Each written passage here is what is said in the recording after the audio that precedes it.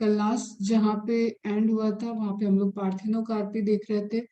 आपको वर्ड याद रखना है बेटा, पार्थिनोकार्पी। कार्पी, कार्प से आप पकड़ना। When it is talk about the angiosperm then it is in case of plant कार्पी, because fruit, synthesis of fruit without fertilization, fruit without fertilization. Okay, तो उस केस में ओव्यूल नहीं होते हैं, बीज नहीं होते हैं ऐसे फ्रूट्स में। अगर लोअर ऑर्गेनिज, लोअर प्लांट के लिए यूज करेंगे तो अगेन जैसे एनिमल में पार्थिनोजेनेसिस आती थी क्योंकि फ्रूट नहीं बनता ना उनमें, तो parthenogenesis will be the correct word. तो प्लांट में पार्थिनोजेनेसिस एंड पार्थिनोकार्पी दोनों देखने को मिलता है। ठीक है, मतलब एंजियोस्पर्म के अलावा जहाँ पे भी आप फ्रूट को फॉर्मेशन नहीं कर पा रहे वहां पे पार्थिनोजेनेसिस ऑप्शन में दिया है, तो it will B correct. And animal में एवरीवेयर पार्थिनोजेनेसिस, क्योंकि वहां कोई फ्रूट नहीं बनता है। ओके, तो पार्थिनोजेनेसिस को, दो टर्म को हम बायोलॉजी में in both botany and zoology use करते हैं। And parthenocarpy is specific for the angiospermic fruit plant. Okay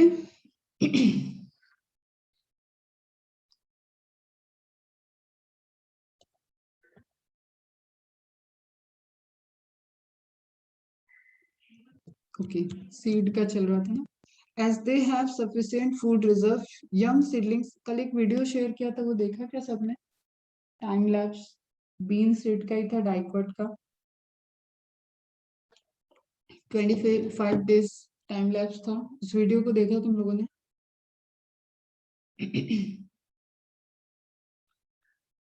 कैसा लगा, समझ में आया?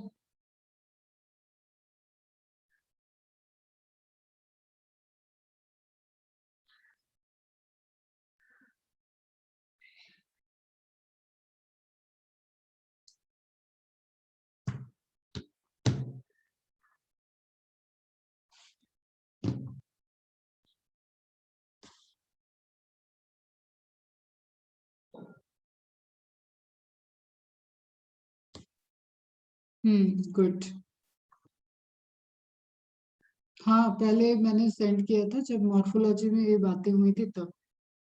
हम्म As they have sufficient food reserves, young seedlings are nourished until they are capable of photosynthesis on their own. क्या लिखा है ये? भाई, जैसे आपको किसी को डेवलप होना है तो जब तक वो डेवलप नहीं हो जाएगा, वो अपने पैरों पे खड़ा नहीं हो जाएगा, उसको पेरेंट्स देखते हैं ना, उसी तरीके से सीड के नरिशमेंट को वो तब तक यूज कर रहा है, वो प्लांटलेट बनने लगेगा और उसमें फोटोसिंथेसिस, उसमें क्लोरोफिल पिगमेंट एक्टिव हो जाए, प्लास्टिड एक्टिव हो जाए, क्लोरोप्लास्ट फोटोसिंथेसिस करके अपने लिए सफिशिएंट फूड को प्रोड्यूस ना करने लगे, तब तक वहां पे डेवलपिंग फेज चलेगा और वो नरिशमेंट को यूज करेगा सीड से। Okay, the hard seed coat cotyledon से, सीड से एक बाकी उसके अंदर ही सारे स्ट्रक्चर है बेटा, है ना। The hard seed coat provides protection to the young embryo, simple हमें पता है। अच्छा, मैंने आउटर और इनर सीड कोट बताया या नहीं बताया? टेस्टा टैगमैन बताया क्या? मिस हो गया?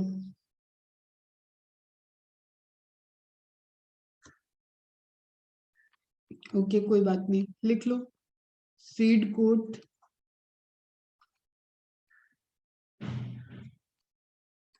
एंटोगमेंट से आया था, ये तो लाइन आ चुकी थी। आउटर एंटोगमेंट और इनर एंटोगमेंट, यही कन्वर्ट होके आपके क्या बना रहे हैं? सीड कोड बना रहे हैं। डायरेक्ट क्वेश्चन आते हैं बेटा टेस्टा एंड टैगमेंट से, तो आप यहाँ पे नोट डाउन कर लेना। Outer integument integument, outer layer of seed coat is known as testa, and same way में इनर लेयर इंटर इंटेगुमेंट से जो डेवलप हुई है that is टैगमेंट।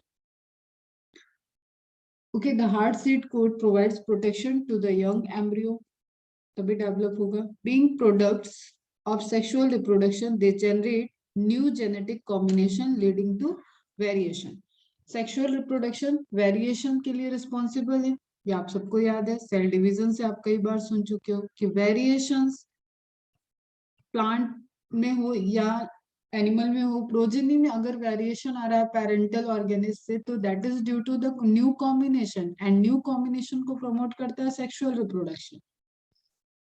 evolution, it is the basis of evolution evolve character challenges, उनको उनके लिए जो character variations में उस पर्टिकुलर पॉपुलेशन में प्रेजेंट होगा वो इवॉल्व कर जाता है।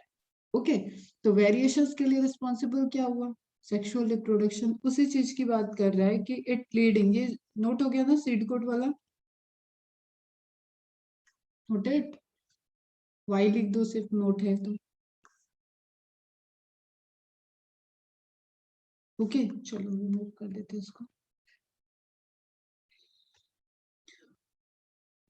Being product of sexual reproduction, they generate new genetic combination leading to variation.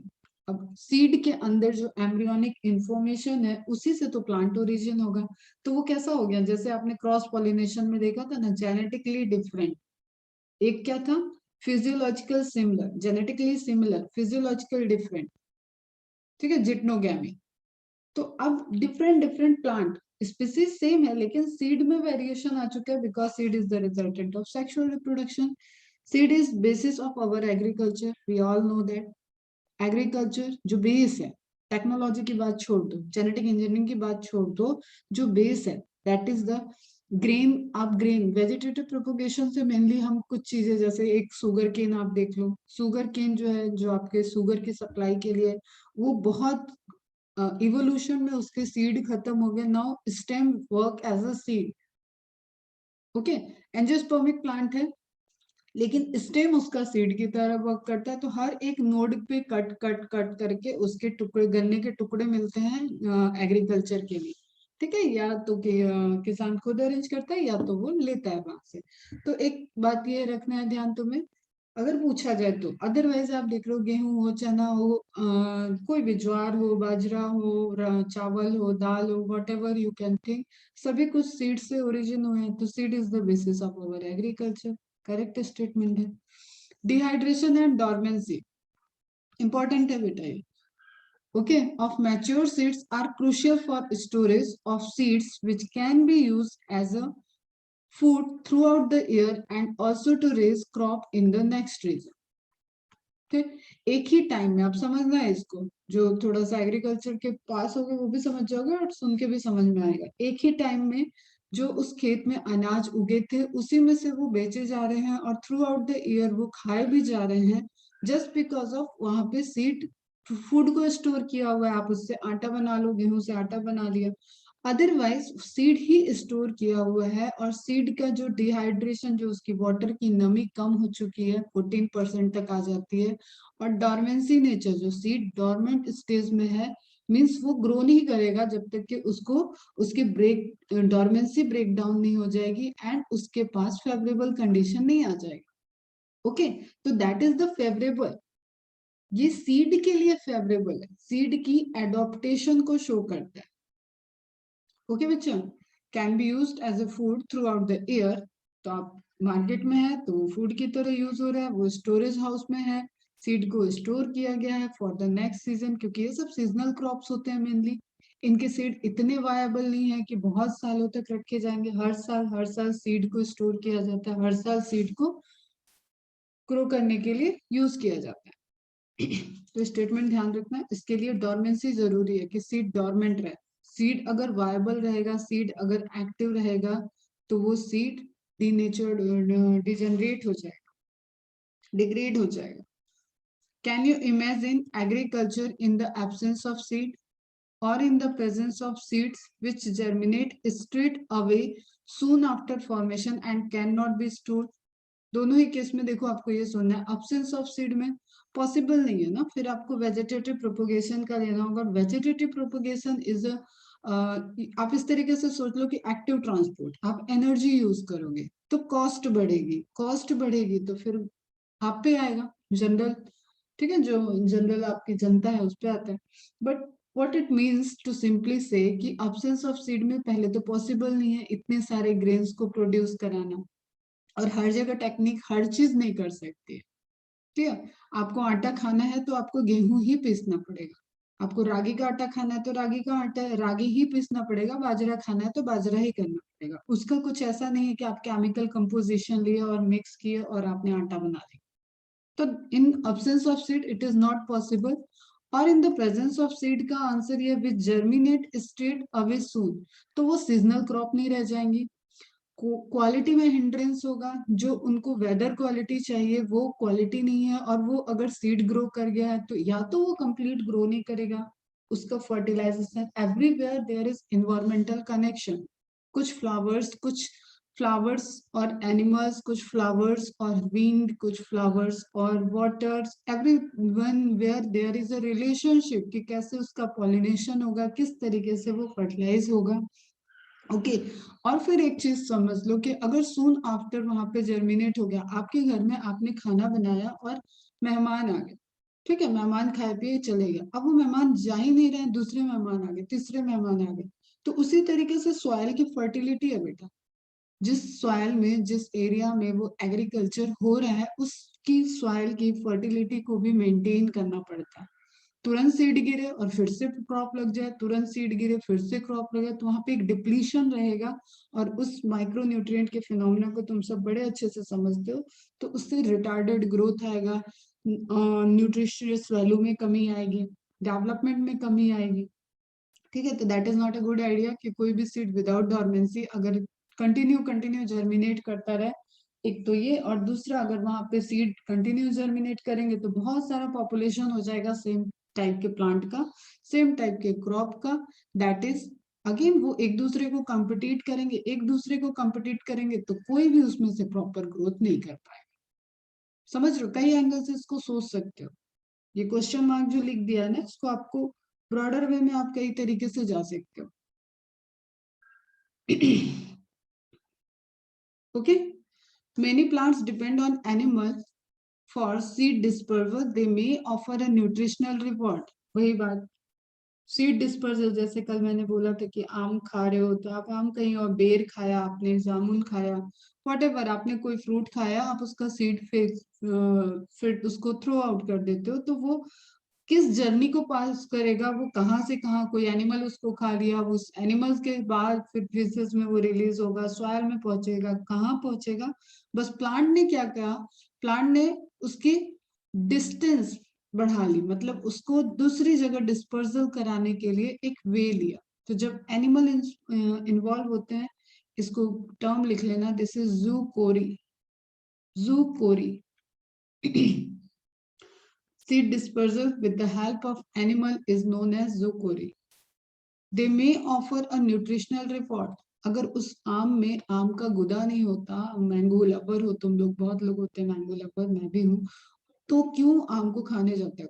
ठीक है, हाथ गंदे होते, मुंह गंदे, वो स्पून स्पून से खाना तो अब आ गया बेटा, हम लोग तो मतलब भयंकर वाला खाते थे, पापा और मैं और मेरे भैया, हम तो एकदम बोरी के बोरी आम आता था हमारे सीजन में। तो लाइक वो पसंद ही नहीं आएगा कि आप कांटा चम्मच लेके आम को खाओ। ओके, तो न्यूट्रिशनल रिवॉर्ड वो दे रहे हैं, तभी हम उसकी तरफ अट्रैक्ट हो रहे हैं। वी आर एनिमल, याद है ना?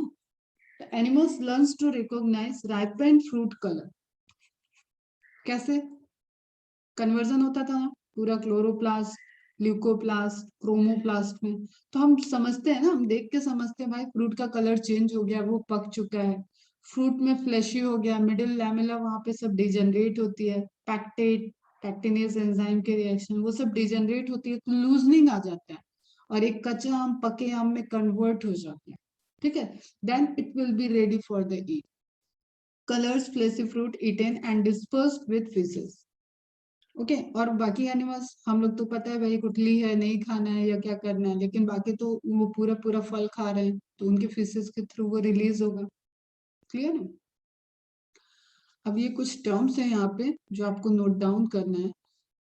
सीड्स की ट्रैवल, सीड का बेचारे का जर्नी है, वो भी देखो ट्रैवल कर रहा है बाय द विंड, ठीक है, by the animal, by the water, water को हाइड्रोफोरी कहते हैं, हाइड्रोकोरी, हाइड्रोकोरी, ठीक है। ये जू कोरी हो गया, बता दिया मैंने। ये हो गया आपका एनिमा, एनिमा वर्ड लिया, एनिमो कोरी। Bye bursting seed disperser dehiscence होगा। जैसे आप अगर ये मटर की फली आप मार्केट से नहीं खरीद के ला रहे हो अपने सब्जी के लिए और ये पेड़ में जहाँ पे लगा है, तो एक टाइम आएगा जैसे बेटा पॉलन ग्रेन डेहिसेंस के बाद पॉलन सैक के टूटने के बाद रिलीज हुआ ना, सेम वे में ये मटर की फली सूख जाएगी और ये अपने आप को डेहिस्ट करेगी। If you see you have seen the mustard seed, mustard का प्लांट देखा है क्या? उसमें बड़ा प्यारा फिनोमेना दिखता है।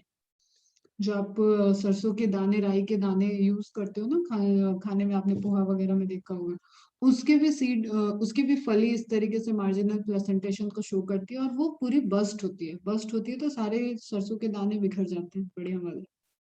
ठीक है, तो इस तरीके से अब विंग्ड वाले में देखो, वो विंग्ड का जो कोई भी ऑप्शन हो हमेशा ध्यान रखना कि वो बहुत लाइट वेट का होगा, उसको हवा को उड़ाना है बेटा। हवा तो हमें ही नहीं दिखती कभी कभी, और सीड उड़ रहा है उसमें, पॉलन ग्रेन्स जा रहे हैं, तो हमेशा लाइट वेट के होंगे। ठीक है, एनिमल वाले में एनिमल से चिपकने वाला टेंडेंसी होना चाहिए। ठीक, और ह्यूमंस तो भाई खैर कहीं पे भी चले जाते हैं, अपन जो भी फ्रूट वगैरह खा रहे हैं उनके बीजों को जो फेंकते हैं वो डिस्पर्जल ही है। ओके, तो seed dispersal is the phenomena of transfer of the seed away from the parent plant. Away को जरूर ध्यान रखना। एडवांटेज ऑफ डिस्पर्जल, एडवांटेज है this phenomena is benefited for the plant, जिसमें प्लांट नेचर का use कर रहा है, ध्यान रखना हमेशा। अवॉइड कंपटीशन, आसपास ही सेम प्लांट की वैरायटी ग्रो कर जाएगी, सीड इतने सारे वहां पे गिरे कि वहीं ग्रो कर गए, तो वहां पे कंपटीशन होगा, तो उसको अवॉइड करने के लिए उसने क्या कराया, सीड को डिस्पर्स करा दिया away from the parental plant. Direct question आएगा इस तरीके से, प्रॉपर्टी पूछेगा, तो लॉजिकली आपको पता होना चाहिए। Increases chances of surviving winter conditions, जो भी उसको चैलेंज है, डिफरेंट डिफरेंट जगह पे डिफरेंट डिफरेंट स्पीसीज के, सेम स्पीसीज के अगर प्लांट डिफरेंट डिफरेंट एरिया में ग्रो कर रहे हैं तो उनके अंदर एक एक एडॉप्टेशन आता है। ठीक है, कॉलोनाइज न्यू हैबिटेट, जहाँ पे प्लांट नहीं थे वहां पे सीड पहुंच गया और पड़ा हुआ है वहां सॉइल में, और फिर एक टाइम आया कि बारिश हुआ, तो जिस तरीके से आपने स्प्राउट बनाने के लिए चने को निकाला डब्बे से और एक बॉल में उसको पानी डाल के रख दिया और रातों रात उसमें एक इम्बिप्शन और सारा ऑस्मोसिस वगैरह से वो स्वेल अप हो गया, मेटाबॉलिक एक्टिविटी आ गई, अगले दिन उसमें स्प्राउट आ गया।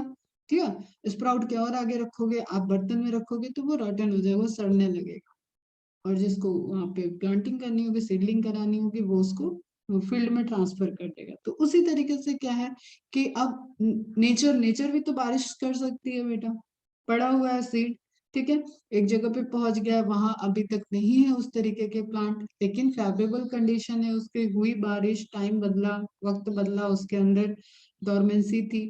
ठीक है, देन वो स्टार्ट कर दिया, ब्रेक डाउन हुआ डोरमेंसी और वो जर्मिनेट करना स्टार्ट कर दिया, तो एक नई जगह पे एक नए हैबिटेट में उसकी कॉलोनी का डेवलपमेंट हो गया और ये वेरिएशन आया। This is the evolution, this is the variation. जहां जिस हैबिटेट में नहीं था उस हैबिटेट में भी वो ग्रो करने लगा। हर केस में नहीं हो सकता, लेकिन अगर कोई स्पीसीज, और ये ऐसा नहीं है कि तुमने लगाया और वो ग्रो करने लगा, हजारों हजार साल लग जाते हैं इन चीजों को, कि जगह चेंज होके हो सकता है वहां पे पहले ये चीज नहीं थी अब वहां पे भी दिखने लगा। ठीक है, that is the evolution. Increase the number of species, variation आएगा, कभी हो सकता है वेरिएशन एडॉप्टेशन से और स्पीसीज ही चेंज हो जाए, नई स्पीसीज बन गई, तो स्पेशिएशन हो जाएगा, या पर्टिकुलर पॉपुलेशन की ही स्पीसीज को बढ़ा रहा है। क्यों? क्योंकि अब वो डिफरेंट डिफरेंट दो डिफरेंट कंडीशन में वो सीड ग्रो कर सकता है। Is it clear? Hmm,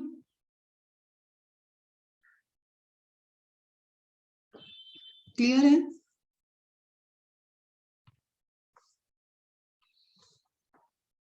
advantage, reduces competition. अगर अगेन एक स्लाइड और ले लिए मैंने, storage of seeds is prolong, it is a survival mechanism, कि वो डोरमेंट है, वो उसके लिए सर्वाइवल मैकेनिज्म है, वो उसकी कमी नहीं है। Seed can pass through adverse situation conditions, वो वेट करेगा एडवर्स सिचुएशन में, ये वेराइटीज हैं, ये डिफरेंट डिफरेंट स्पीसीज में डिपेंड करेगा कि वो कितने साल या कब तक वेट। अब आप गेहूं के दाने को रख दोगे तो वैसे सालों साल नहीं वेट कर सकता, ठीक है, सबकी वायबिलिटी है। Prevents the in situ germination, that is vivipary, उसको प्रिवेंट करेगा। विविपेरी इज द कंडीशन, ये इंपॉर्टेंट है, नोट डाउन कर लेना, whereby the embryo the young plant within the seed grows first to break through the seed coat then out of the fruit wall while still attached to the parental plant। ठीक है, vivipary कैसा होता है, animal के case में अपन बढ़ते हैं ना, जो बर्थ देता है, जो चाइल्ड को बर्थ देता है, दैट इज विविपेरी, मतलब वो पेरेंट्स के अंदर है। उसी तरीके से प्लांट में क्या हो गया कि विदाउट डिस्पर्सल वहां पे ग्रोथ स्टार्ट हो चुकी है और उसके बाद वो पेरेंटल प्लांट से सेपरेट होगा। तो ये एक डिफरेंट है आपका पॉइंट, नोट डाउन कर लेना।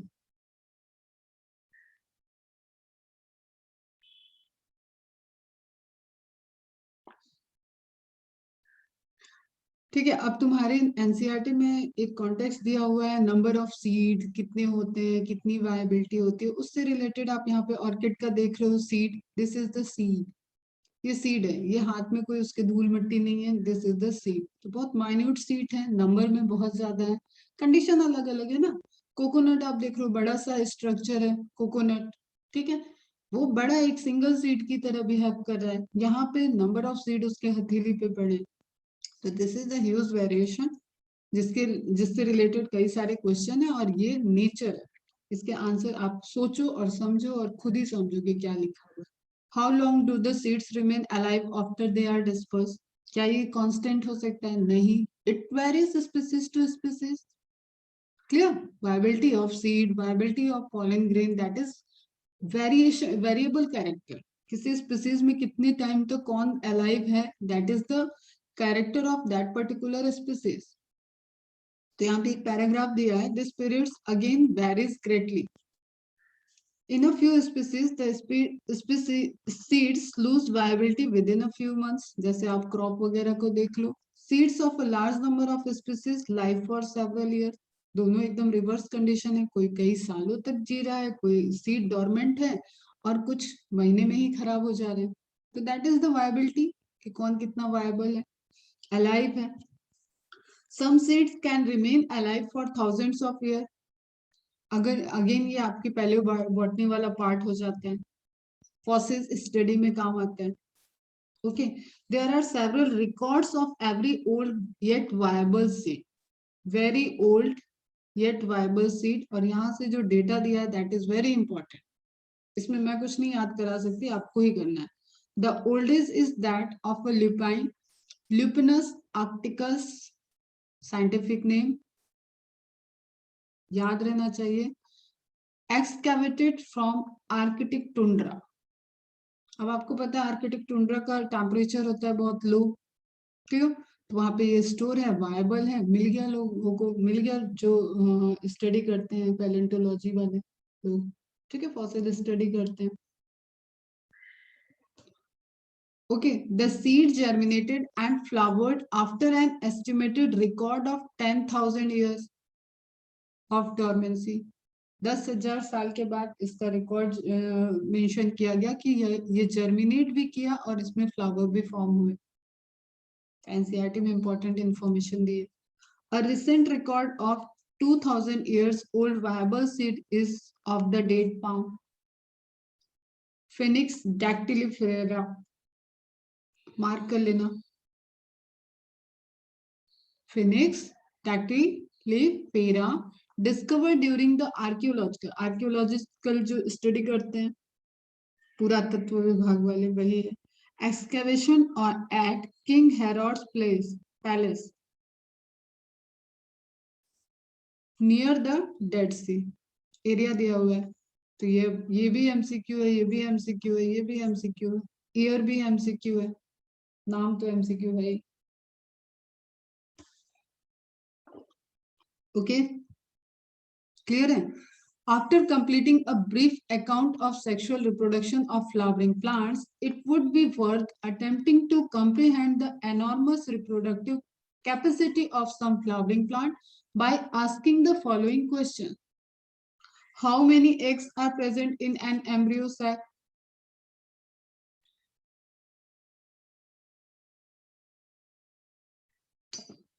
कुछ क्वेश्चंस है यहाँ पे, आंसर करो फटाफट. How many eggs are present in an embryo sac? सार्थक है क्लास में आज. सार्थक को समझ में आ रहा होगा. सार्थक तो खेती से जुड़ा हुआ है सार्थक? समझ में आ रही है सारी सीड वाली कहानी?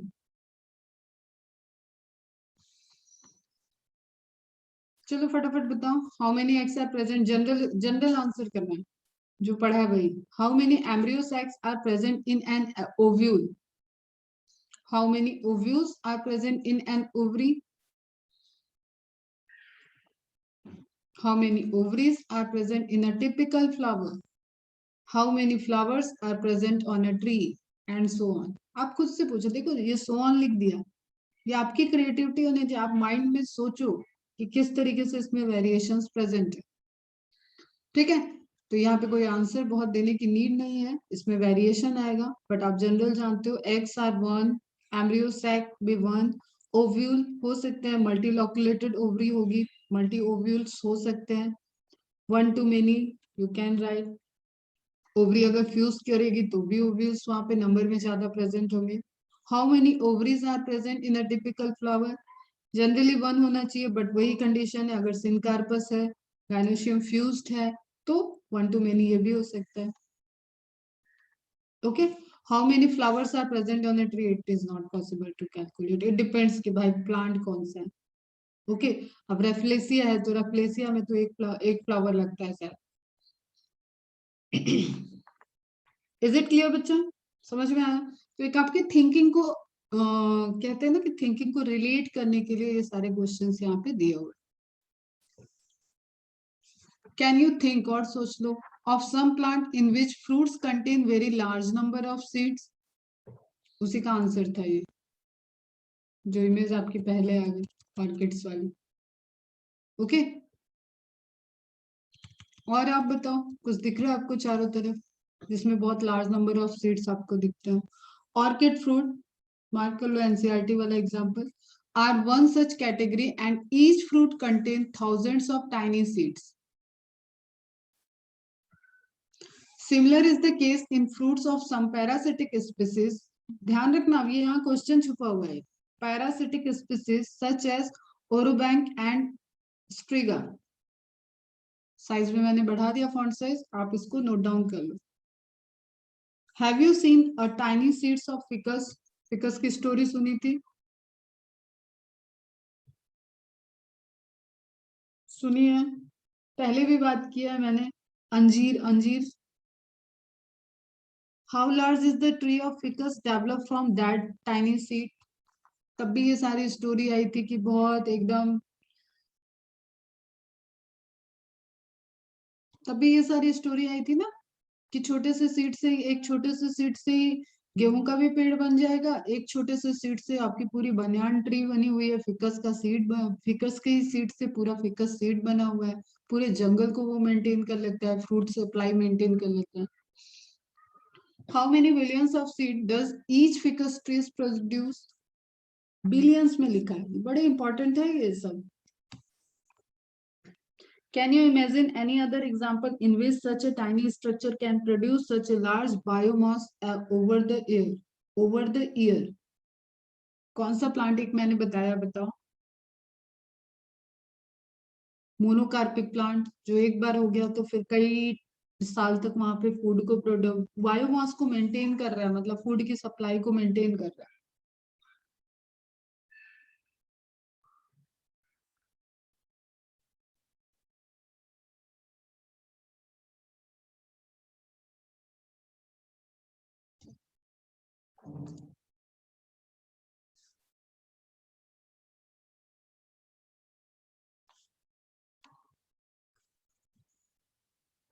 सिकोया, सिकोया तो बेटा जिम्नोस्पर्म है. एंजियोस्पर्म में बताओ. बैम्बू ट्री का एक, जैसे मैंने एग्जांपल बताया था. ठीक है, एक ह्यूज अमाउंट में प्रोडक्शन करेगा। बैम्बू अगर ग्रो कर रहा है, बैम्बू ने अगर फ्लावरिंग किया और वहां पे फ्रूट को मेंटेन कर दिया, तो वो उस एरिया के रैट वगैरह सब ग्रो करते हैं काफी ज्यादा। इसी तरीके से कई वो प्लांट तो बहुत सारे हैं, वैसे टाइम में याद नहीं है। जैसे आप ये ड्राई फ्रूट्स वगैरह को देखते हो ना, इसमें भी काफी ज्यादा अमाउंट में सीड वगैरह बनता है एंड उसके बाद वो मेंटेन रहता है लंबे लंबे टाइम तक। चलो, तो कॉन्सेप्ट वाइज इसमें बहुत कुछ नहीं है। आगे बहुत इंपॉर्टेंट जहां से क्वेश्चन आता है, एक और एरिया दिया हुआ है, एपोमिक्सिस एंड पॉलीएम्ब्रियाई। इसके लिए पहले मुझे बताओ what is amphimixis. What is amphimixis? Amphimixis term क्या होता है? मिक्सिस,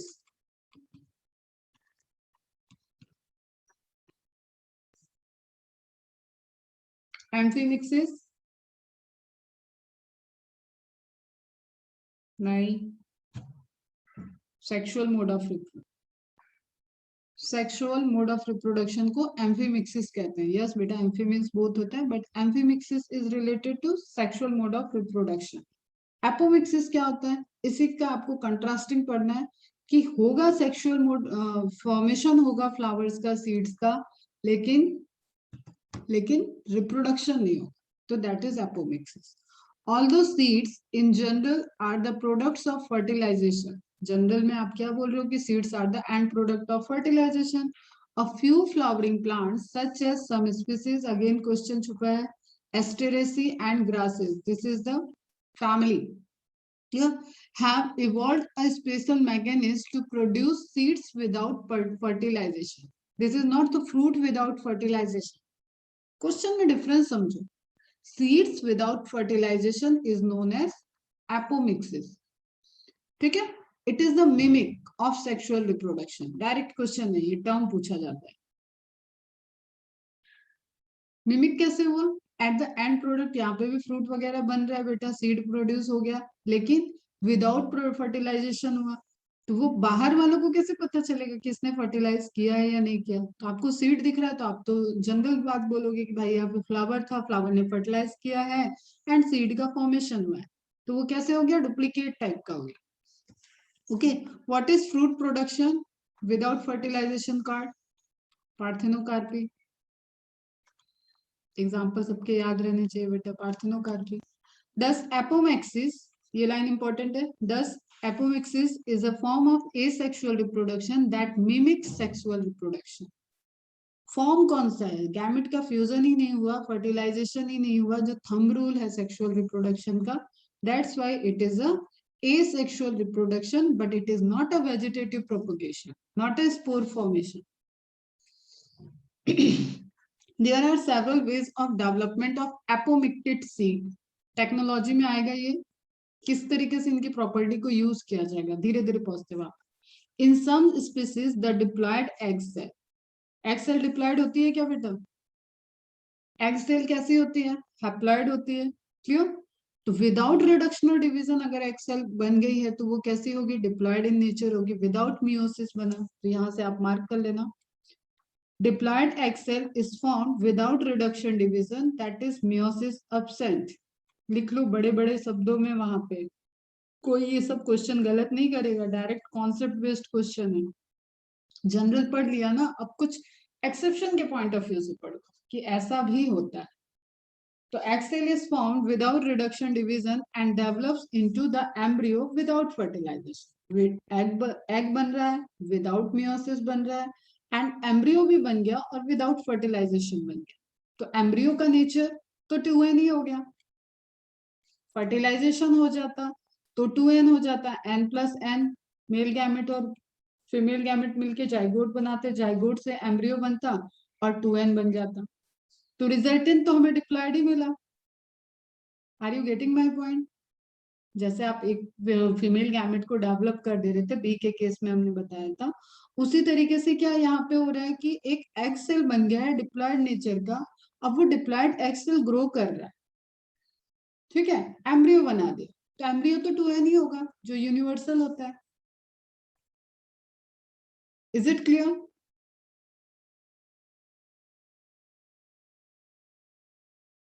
ओके, ठीक है, तो आपको रिजल्टेंट समझ में आया। एम्ब्रियो की प्लॉइडी में अभी कोई चेंज नहीं हुआ, एम्ब्रियो 2n ही है, बट वो विदाउट फर्टिलाइजेशन डेवलप हो गया, दैट इज एपोमिक्सिस। ऐसे सीड को क्या बोलेंगे? Apomictic seed. ठीक, अब हम जहां बोलेंगे बस उतनी चीजों को फोकस करना, अदरवाइज आप कंफ्यूज हो जाओ। ठीक, एक मेगास्पोर मदर सेल से विदाउट मियोसिस डेवलप हुआ है डिप्लॉयड एग। ठीक है, नो रिडक्शन, नो रिकॉम्बिनेशन, तो एपोमिक्सिस में वेरिएशन नहीं आएगा। पहली बात, जितना बोले एकदम सुनते जाना। No reduction, no recombination, it means कि देयर इज नो वेरिएशन। ये सिंथेटिक टर्म पे मत ध्यान दो, इसको हमने बताया ना, इसको टेक्नोलॉजी में यूज कर लेते हैं ताकि कैरेक्टर सेग्रीगेट नहीं करें, वो जेनेटिक्स के साथ हम तुम्हें समझा देंगे। ये हमने एक इमेज बस ली है ताकि तुम समझ सको। तो इस केस में ये सेंट्रल सेल न्यूक्लियाई कैसे हो जाएंगे? 2n वहीं से तो बने, एम्ब्रियो से एग बन रहा है, डेवलप हो रहा है। ठीक है, एग कैसा हो गया? 2n। ओके, स्पर्म सेल आए, फर्टिलाइजेशन अगर हुआ जो इस केस में दिख रहा है तो यहाँ रिजल्टेंट हो गया 6n का। ठीक है, एंडोस्पर्म में वेरिएशन आया, ये दूसरा केस है। इमेज मुझे मिल नहीं रहा था तो मैंने ये इमेज लगाया जस्ट, लेकिन एग सेल आपका विदाउट फर्टिलाइजेशन डेवलप हो रहा है, देखो 2n ही है, समझना हम जो भी बता रहे हैं। ठीक है, तो this is parthenogenetic embryo development, इसको बोलते हैं एपोमिक्सिस। आपने फ्यूजन यहाँ नहीं कराया, यहाँ कोई फ्यूजन नहीं हुआ, मेल गैमेट फीमेल गैमेट का फ्यूजन नहीं हुआ। इसी एग सेल को हम लेबोरेटरी में इंडक्शन करके एम्ब्रियो बना दिया, और एपोमिक्सिस के जो नेचुरल फिनोमेना होता है उसको हम लोग यूज कर दे रहे हैं, ऐसे क्रॉप बना रहे हैं जिसमें वेरिएशन नहीं है, और वो क्रॉप हमारी ऑलरेडी सुपीरियर क्वालिटी की है। तो हम क्यों चाहेंगे कि सुपीरियर क्वालिटी में कोई वेरिएशन आके लो हो जाए? वो समझ रहे हो? बात करेंगे इसकी जहाँ टेक्नोलॉजी आएगी, बायोटेक्नोलॉजी में क्रॉप इंप्रूवमेंट प्लान में बात करेंगे, वहां पे बात करेंगे। बट अभी की क्या समझना है हमने? एपोमिक्सिस। नॉर्मल केस में क्या हो रहा था? मियोसिस होगा, रिडक्शन रिकॉम्बिनेशन होगा, मेल गैमेट आएंगे, फ्यूज होंगे, और वो फिर आपने जो पढ़ा है पीईएन का फॉर्मेशन, एंडोस्पर्म का फॉर्मेशन, एम्ब्रियो का फॉर्मेशन, डेवलपमेंट, वो सारी प्रोसेस होगी। तो उससे क्या हुआ?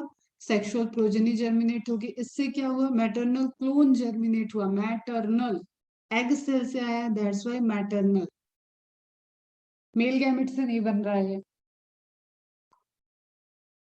कितनों को बात समझ में आ रही है मेरी? किसको नहीं आ रही है फटाफट एकदम बता दो। नहीं आ रही है तो बताओ, रिपीट करेंगे।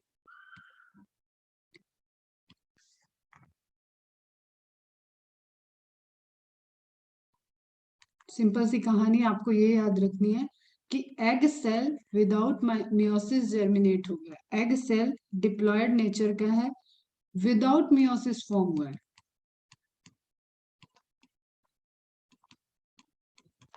ठीक है, और फर्टिलाइजेशन क्या करता है? फर्टिलाइजेशन और मियोसिस की आपको एक रिलेशनशिप याद रखना है कि मियोसिस जो है वो रिडक्शन कर देता है, मियोसिस प्लॉइडी को हाफ करता है, मियोसिस प्लॉइडी हाफ हाफ करता है ताकि दो गैमेट फ्यूज हो, प्लॉइडी हाफ हो जाती है और दो गैमेट फ्यूज होते हैं, तो फर्टिलाइजेशन प्लॉइडी को फिर से रीस्टोर कर देता है, restore the ploidy of plant parent.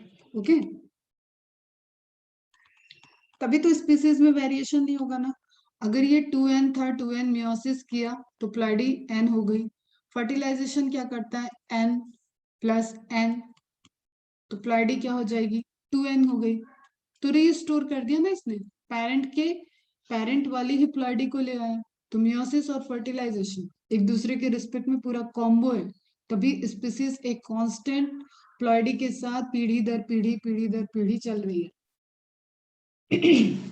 इतनी बात समझ में आए? बट इस केस में क्या हुआ?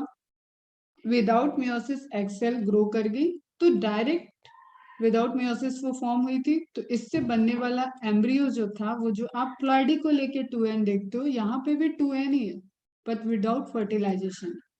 आगे की कहानी as it is.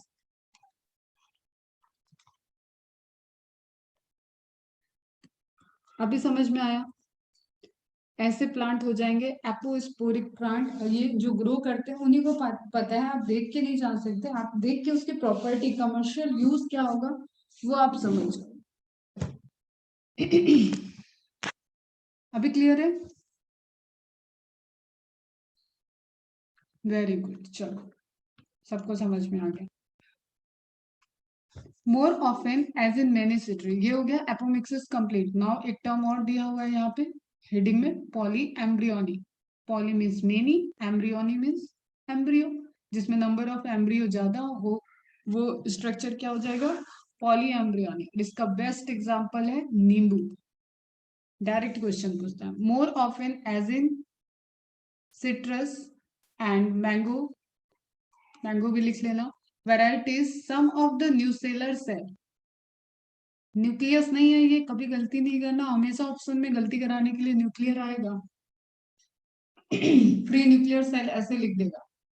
Nucellar cell, nucellar cell की प्लॉइडी क्या होगी, डिप्लॉइड। मैं बार बार प्लॉइडी पे तुम्हें फोकस कराती हूँ।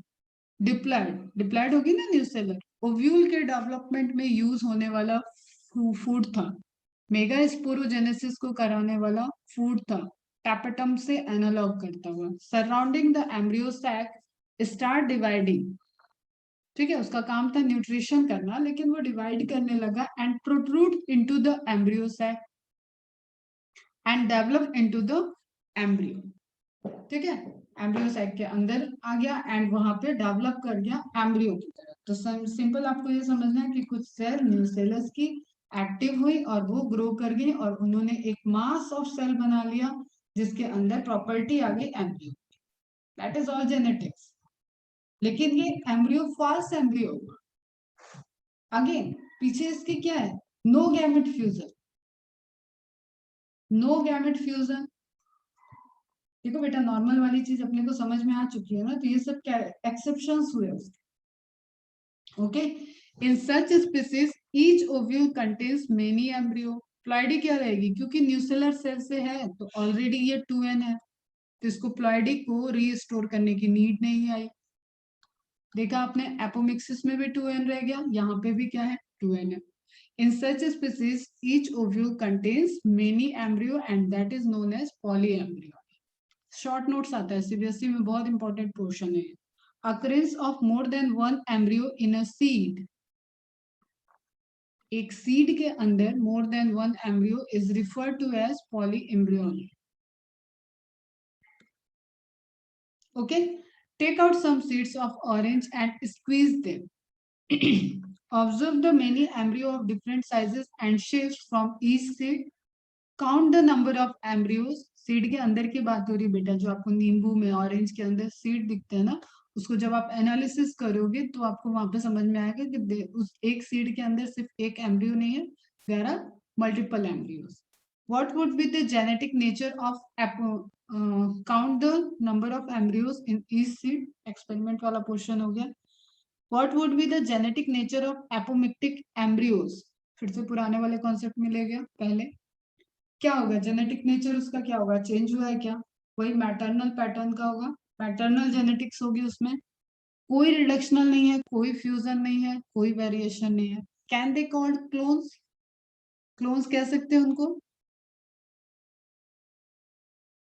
यस वेरी गुड, क्लोन है, ठीक है। लेकिन किसके क्लोन है ये भी क्वेश्चन है, मैटरनल क्लोन है, मेल गैमेट से उनका कोई लेना देना नहीं है। एग सेल बनी थी, एग सेल बनी थी, एग सेल बनी थी फीमेल फ्लावर में। सारा गेम तो ओवरी के अंदर चल रहा है ना बेटा, फीमेल फ्लावर ओवरी के अंदर। ओके बच्चा, हाइब्रिड, अब टेक्नोलॉजी पे आ जाते हैं, थोड़ा सा यहाँ पे इंट्रोडक्टरी है। Hybrid varieties of several of our food and vegetable crops are being extensively cultivated. Cultivation of hybrids has tremendously increased productivity. जब आप मैन पावर लगाओगे, जब आप कॉस्ट लगाओगे, तो ऑब्वियसली वहां पे आपको क्या करना है, कमर्शियल इनहेंसेस करना है, उसका कमर्शियल इंपॉर्टेंस को देखते हुए आप प्रोडक्टिविटी को बढ़ाना चाह रहे हो, वरना नेचुरल तरीके से उसको ग्रो होने देते। ओके, तो ह्यूमन मेड, यहाँ पे ह्यूमन की अप्रोच आ रही है, तो ऑब्वियसली उसको इंक्रीज करना होगा कि भाई कम में हमें ज्यादा मिल जाए, हमेशा इंसान ऐसा ही सोचता है, ठीक है। तो one of the problem of hybrids is that, अब ये पॉइंट इंपॉर्टेंट है, इसके ड्रॉबैक क्या हो सकते हैं। is that hybrid seeds have to be produced every year. In seed को आपको हर साल प्रोड्यूस करना पड़ेगा. हाइब्रिड सीड्स को हर साल प्रोड्यूस करना पड़ेगा, क्योंकि अगर हाइब्रिड सीड से जो फ्लावर बना, मतलब आपने हाइब्रिड क्या होता है ना कि आपने फ्यूज कराया, हाइब्रिडाइजेशन करा, तो हाइब्रिड सीड से अगर फ्लावर बना और उस पर पॉलिनेशन हो गया तो उसके कैरेक्टर सेग्रीगेट कर जाएंगे बेटा. उसके कैरेक्टर जो आपने डिजायर्ड कैरेक्टर, जैसे सब समझो कि ए के पास 10 कैरेक्टर थे और मुझे ये 10 कैरेक्टर हर जनरेशन में चाहिए, तो ए के ये 10 कैरेक्टर आप एपोमिक्सिस से तो कर सकते हो, ठीक है, एपोमिक्सिस से हो सकता है या तो. अब हाइब्रिड कॉस्टली प्रोसेस थी तो उसका सॉल्यूशन, इसका एंड आपको एपोमिक्सिस में इसके सॉल्यूशन मिलेंगे.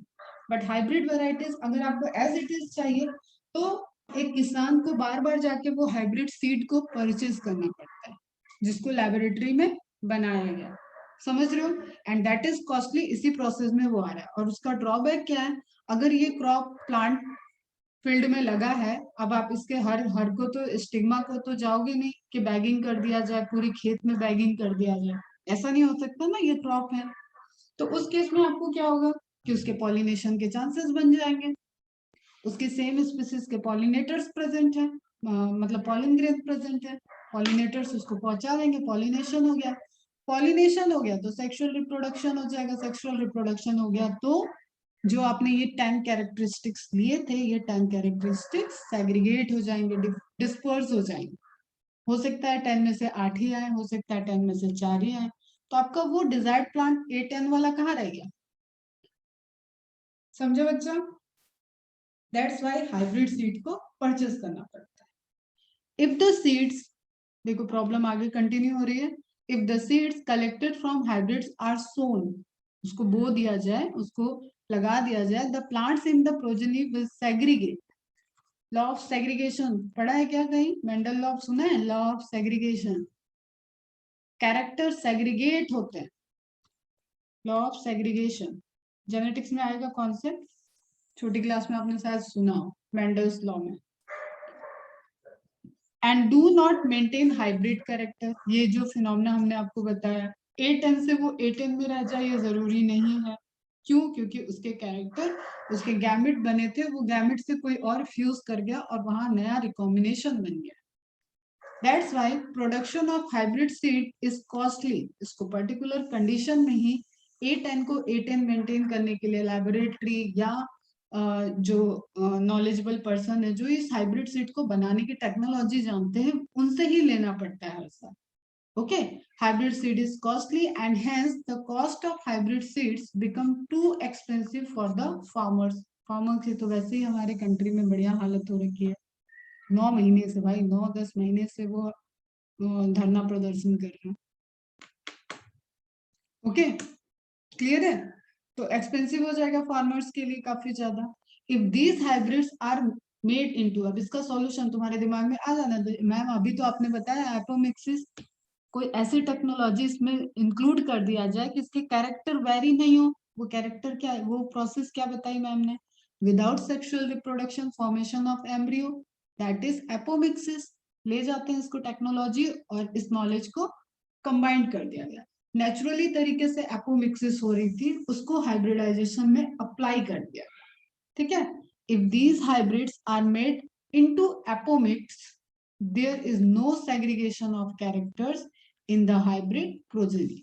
अब जो प्रोजेनी डेवलप होगी, क्योंकि 2n एग से ही नया सीड बनाने जा रहे हैं हम एपोमिक्सिस के थ्रू, तो हाइब्रिड का जो पर ईयर खर्चा सीड को खरीदने में था वो कैंसिल हो गया. तो एपोमिक्सिस को हाइब्रिड में मिक्स कर दिया गया एंड फाइनली सेम A10 जैसे एग्जांपल लिया था उसी क्रॉप को जनरेट कर लिया गया विदाउट वेरिएशन. तो यहाँ पे हाइब्रिडाइजेशन टेक्निक से हमने सुपीरियर क्वालिटी को ऑब्टेन किया. एंड वो सुपीरियर क्वालिटी के लिए हम हर साल सीड पे डिपेंडेंट न रहे, इसलिए हमने उसको क्या किया, उसमें एपोमिक्सिस ऐड कर दिया और उसको फिर से उसकी नई प्रोजेनी को हमने एपोमिक्टिक तरीके से प्रोड्यूस कर लिया. That is the core.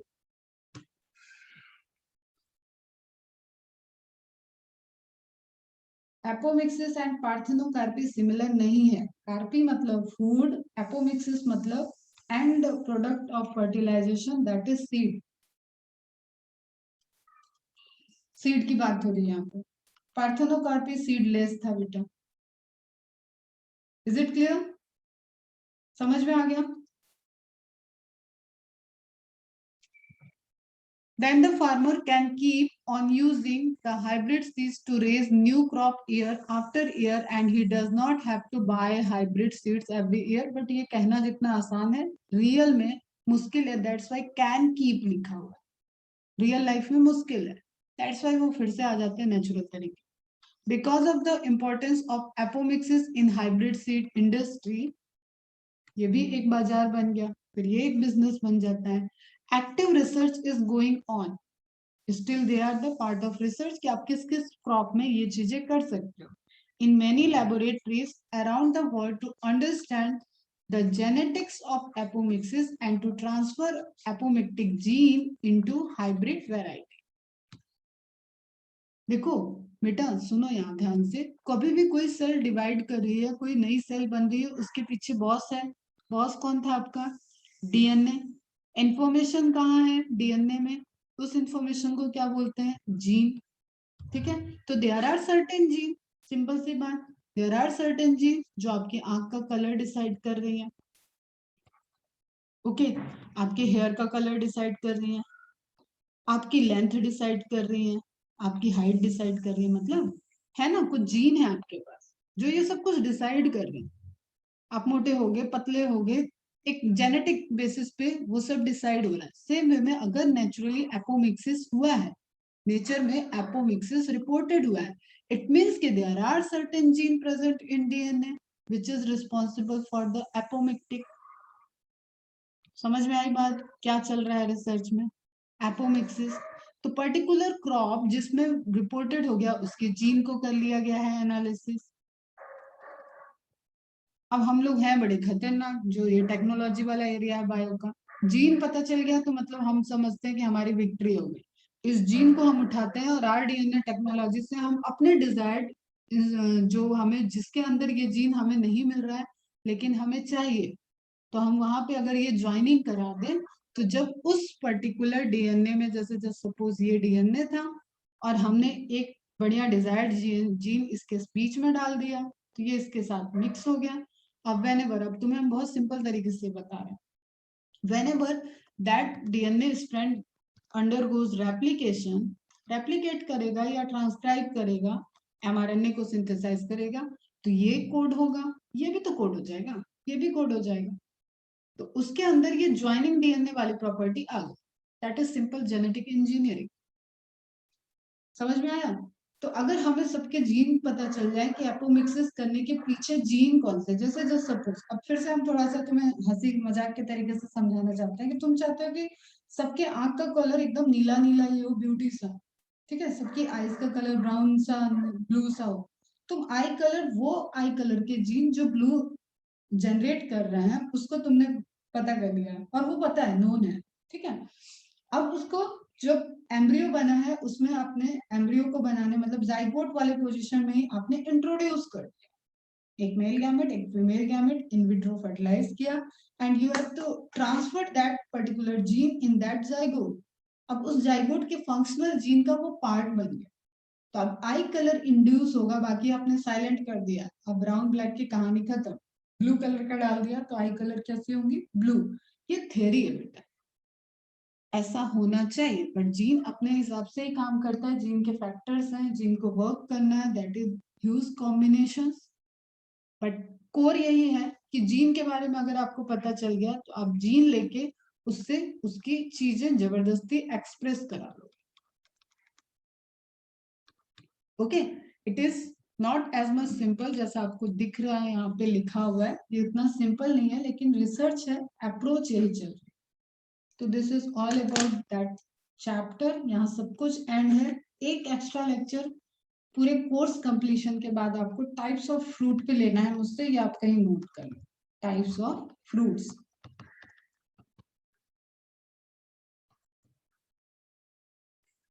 तो लेक्चर ओवर है. कोई क्वेरी है तो पूछो. ये लेक्चर, ये चैप्टर आ रहा है टेस्ट में, आज है थर्सडे, आप कंप्लीट करो। एक्स्ट्रा क्वेश्चन की पीडीएफ लो मुझसे आजकल में ही, उसको एक बार सॉल्व कर लो। ओके बच्चा,